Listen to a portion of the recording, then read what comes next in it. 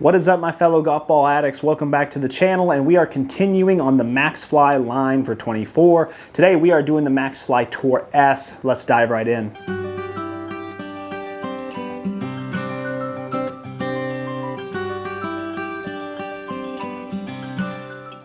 So I know I had told some of you that the X model was going to be the next one we did, but I had to kind of change it because I'll admit I got a little excited to try the S model, mainly because the S model is softer. It's their softest line of the Tour model golf balls, and it seems like it fits in with what the average swing speed would be. It feels like around that 95 mile an hour is what it's intended for. I recently found out after doing a little research that the X model of Maxfli is actually 101 compression, which is one of the highest compression golf balls on the market. Actually, it's the second highest right now on the market. So is it still possible the X could be okay? It could be for the average swinger, but more than likely it's going to be for a very, very fast swing crowd. So we'll have that one coming up after this one. So I want to focus on this one because I do think it's going to be a little bit better for, like I said, that 95 mile an hour crowd. So let's go ahead and dive in, of course, to the price point of the golf balls first. And you know, we've talked about it in the last video. $39.99 a dozen is okay when you just start out. But they always run 2 for deals, and right now you can get them 2 for $65, $32 a dozen, $32.50 a dozen is extremely competitive, especially for a 3-piece urethane tour-like golf ball. Even in the value market, that's lower than Snell has, that's lower than Vice has. It's a little tiny bit more than like your Legato and stuff, but the thing is this golf ball has a much higher reputation. You know, as I mentioned it in the previous video we did, which was the regular Maxfli Tour, Lexi Thompson uses this golf ball. It's now back in that Tour market. You know, it's not just a direct-to-consumer nightmare anymore. I mean, there are pros out there, there are scratch golfers out there playing this golf ball again. So $32 a dozen is really, really good considering all that. When you add all that in, not to mention what they've done as far as their process of building the golf ball, amazing numbers from Golf Spy as far as the golf balls not being round. There was a couple averages in there for like weight consistency and stuff, but as far as, you know, the golf balls being well balanced, making sure that they're playable, making sure you're getting 12 good golf balls and instead of just like 10 or 11, it passes all that. So you know, again, I won't beat a dead horse, but the value there is really awesome if these numbers hold up. So let's dive into the design of the golf ball. I talked about it a little bit in the last video. I like Maxfli's logo. I like this big circle they put in there. It's now becoming very common with the Maxfli brand. You know, it looks good, looks modern. This one has a like a lighter blue number, and that indicates that it is an S model. So if you see one out in the open, the light blue means it's an S model. And if you turn it on the side here, this is the alignment tool they give you. Now, in the last video, I touched on how Maxfli has a brand new alignment tool system. For the most part, it was kind of wonky. I appreciate them trying, but there is some improvements that could be made. A lot of you said if you had a Sharpie, it's better. This one does not have that option. So what you're seeing right here, this Tour S, you know, with the nuclear crash test dummy logo kind of thing, that's all you get, and I'm not a super big fan of that. You know, I definitely would have to use a permanent marker here, or one of my Golf Dots, of course. The Golf Dot makes an excellent alignment tool that you can just put on there, really good. But yeah, kind of disappointing. I wish they offered that there as well. It feels good, it feels premium, it feels like a golf ball. It doesn't quite feel as premium as like Pro V1 and Callaway and, you know, TaylorMade stuff like that, but it's very, very close, and especially for the price, you know, it's right there. So let's get out to the chipping and putting green and let's see how it does out there. All right, Maxfli Tour S. Let's see how it goes. We just did the Tour on our last review. Didn't have a lot of luck with spin, unfortunately, but it wasn't bad. Hey, that was a really good amount of checkup right there. I mean, it wasn't perfect. It wasn't the most spinning ball I've ever had, and it was actually a little bladey, so let's try it again here. All right, let's try to open the face here, a little putter motion. Ball has no issue getting up in the air, but again, I mishit it. Okay, so one thing I'm noticing is I'm getting kind of frustrated with myself. The ball springs off the club. I mean, I'm trying to get some distance control, and I mean, this golf ball just with little effort is just shooting past the hole. It's definitely light years different than the Tour. Really good checkup. I would say that this golf ball has more spin than the regular Tour does. There we go, that was a decent one. Not too bad. It has a lot of spring. It has a lot of bouncy ball effect here. There is that click for feedback like the regular Tour has. Not bad, but yeah, I finally was able to get the distance control, but it took me a couple tries for sure. All right, last attempt here. I'm gonna open the face, try to hit a little cut. No spin on the cut, but it did get up in the air and kind of flop, so that's interesting. I'll try one more just to see. Yeah, no spin to be had. Yeah, you gotta definitely just hit it normal. I'm gonna try to get it to go left as well. No, not really. Okay, so no left or right, but definitely some backspin. All right, starting off with the mallet putter first.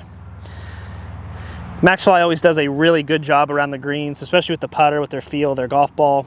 Let's take a whack here. Really dead, of course, coming off the mallet putter. Really good traditional roll. Love to see that. Really, really good. Feels kind of dead coming off.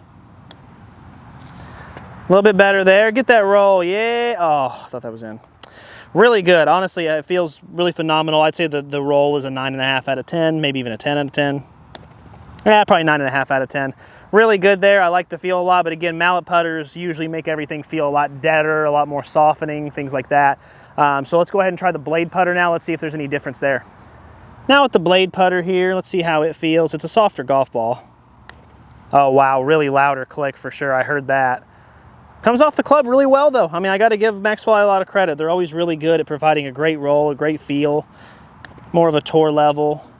Definitely competes with your big boy brands for sure.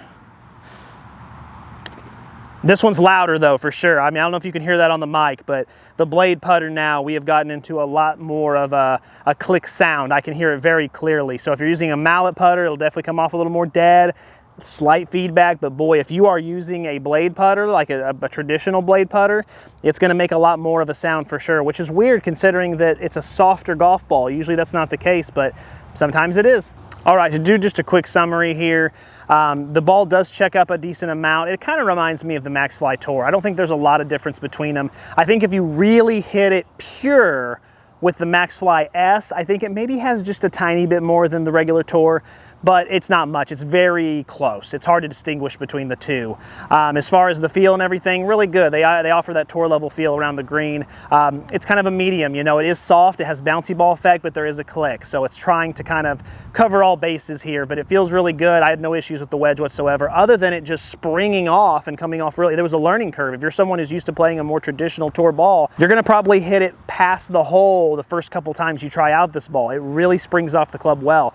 With the putter, everything was kind of pure, you know what I mean? A really good roll, really good sound. Really, like I just mentioned before, the only thing is gonna be if you use a blade putter, click. If you use a mallet putter, really not much is click. But other than that, everything's really tied up around the green. Let's go look at the numbers as far as full clubs and let's see how we did there. All right, so as I said, one of the things I was really excited about was that this golf ball had a softer feel. You know, Maxfli has 3 golf balls in their tour line. They have the S, which is supposed to be the soft, you know, 3-piece. It launches low-mid. It has low-mid iron spin, which kind of concerns me, but we'll get more to that in a second when we do the testing. But that's kind of what this golf ball is intended for, as you can see by this graph right there. So I was expecting it to be soft, kind of like, you know, your Vice Pro Soft, your Vice Air, or, you know, your Q-Star Divide. You know, all these golf ball companies now make a Pro Soft model in some way or another. It's usually a urethane 3-piece that has a really squishy feeling. I mean, you hit it, it's very soft, springs off the club, bouncy ball effect. That's what I went in expecting on this, and no, it has a tour level feedback. I mean, it has tour level feel, tour level feedback. It is softer than the regular Tour. Not by a lot though. You know, most companies, their spectrum is this, which it might be backwards here. I guess I'll try to do it backwards, but this on the camera, so this is their softest model, this is their X model, and this is their middle model. And you have this as far as feel. Maxfli's like this. This is their soft, this is their Tour. Haven't tested the X, but I'm guessing it's here. It could be harder considering that 101 compression, but these two feel very, very close to one another. On mishits, I still did feel some significant feedback. Not like the regular Tour though, not hand rattling, bone shaking, but it was there for sure. Way more than like your Vice Pro Air for, you know. So if you're someone who likes traditional feel, if you're like someone who likes more of that Tour level, you know, traditional feedback, then this golf ball might actually be more in your wheelhouse. So that's the case there. That's how the golf ball feels. It's very different. When you hit it in the center, it feels like a rocket. It's really, really good. I would say even a little more than a rocket than the Tour, because the Tour had that rocket feel when it hit right in the center. So Let's go ahead and dive into the numbers now. Let's see how the 50-yard pitch does. All right, so backspin is 7,644, which is just slightly above average. And I gotta say, there were a couple hits in there that were actually well better than average. You know, I did get 8,000 a couple times. It was probably just a couple minor miss hits that brought that average down, but overall, that's good. You know, with the Maxfli Tour, we got 7,900. That's what I would expect it to be. This golf ball even advertises that it's lower spin. It clearly says, hey, this is a lower spin model, so I'm not gonna beat it up for having lower spin. That's what it's supposed to do, but it's still above my average, so works for me. Going into the 9-iron, we have 1.31 on your smash factor, which is the same as the Maxfli Tour, but check out the increased distance, 140.1 and 140.9. That is by far a new record, and when I say by far, here's what's weird. The old record was set 2 balls ago by the Chrome Soft, 134.5. This is almost 6 yards further than, I mean, that is nuts. Well, we'll have to see. This must be really low spin, but let's check out the rest of this here. 105.2. That is a brand new record for ball speed. That is off the chain, off the charts. And then spin-wise, 6,477, which is very low compared to my average. So that's a big factor right there.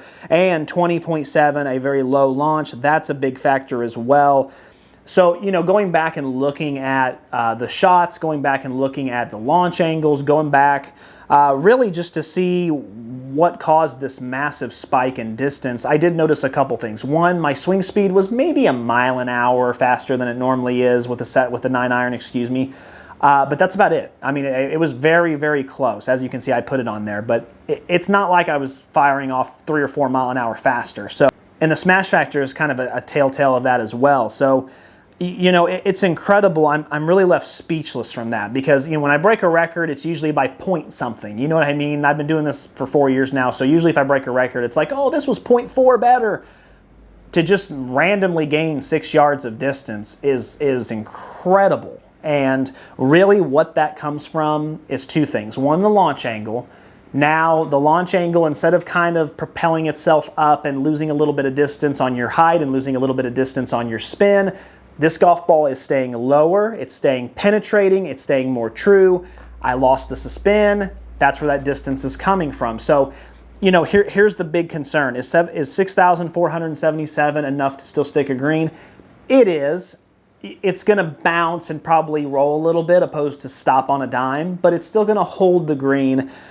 And, you know, I'm so torn because the thing is, I would love to gain that type of distance, but at the same time, I don't know how much the spin would affect me. It almost wonders if maybe this golf ball, along with the Vice Pro Plus, needs a V-Log to test on the course and see, because that would be really cool. But hey, that's just one club. Let's not get ahead of ourselves, even though I'm kind of acting giddy here. Let's dive into the 7-iron. 1.38, again, that's the same as the Maxfli Tour. 168, oh my goodness. 169.8, that is bonkers. That is insane. I mean, my old record was like 163, I think. I mean, yeah, right in Ditson, 163. So I gained, again, about 4.5 yards from what the old record was.